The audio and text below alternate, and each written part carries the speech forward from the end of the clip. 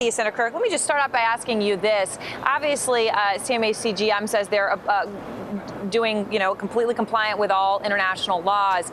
But one of the questions we've had is whether the U.S. should be banning foreign companies that do business from Iran from doing any kind of business in the United States. What do you think?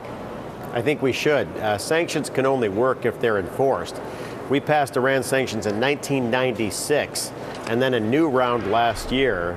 But to date, all of the presidential administrations, Clinton, Bush, Obama, they've only sanctioned one company.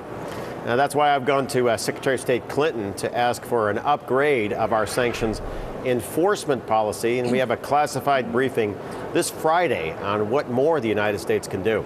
And I wanted to follow up with you on this point. We had done an investigative report on the largest private ammonia company in the world, Trans Ammonia. They had a subsidiary that was doing business with Iran in a crucial area that the Iranian government was trying to build up in the chemical industry. As a result of the report, they shut down those operations. But I wanted to ask you something really important, because we found out there's a law, 31 CFR, the Code of Federal Regulation, Part 560, which prevents U.S. citizens or companies from doing business in Iran, but does not prevent subsidiaries of U.S. companies, even if they're wholly owned, from doing business in Iran. Will you change that? I mean, why should the subsidiaries be doing business when the parents can't?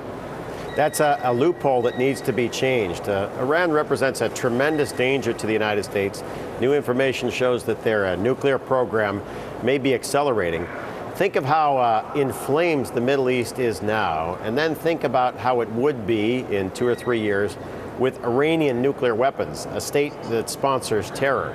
That's why we need to actually enforce the sanctions that are on the books.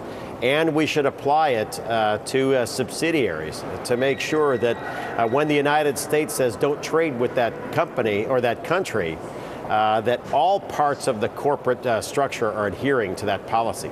Yeah, because I was sort of shocked. There's, as you know, and many of our viewers now know, there is an Office of Foreign Assets Control in the Treasury that will give U.S. companies, like Google, a license to operate in Iran.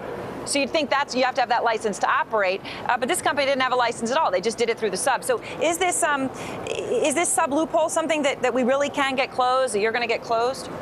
It should be closed, because this is a rising danger for the United States and our allies.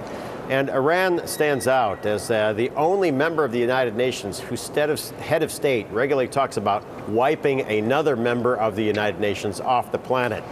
It's a record of a sponsor for terror, especially Hezbollah and Hamas, which is open and notorious. And I think that comprehensive sanctions, which are actually enforced, have a huge job that could be done of collapsing this economy and bringing about a new government. And in addition to this foreign sub-issue and forcing foreign companies to pick between Iran and the United States, what about the issue of other sovereign states? France and Germany, obviously have said they've increased their sanctions as well, but many still believe that it is their companies, of which CMA-CGM is a French company, that are still doing business. Are we pushing our allies enough?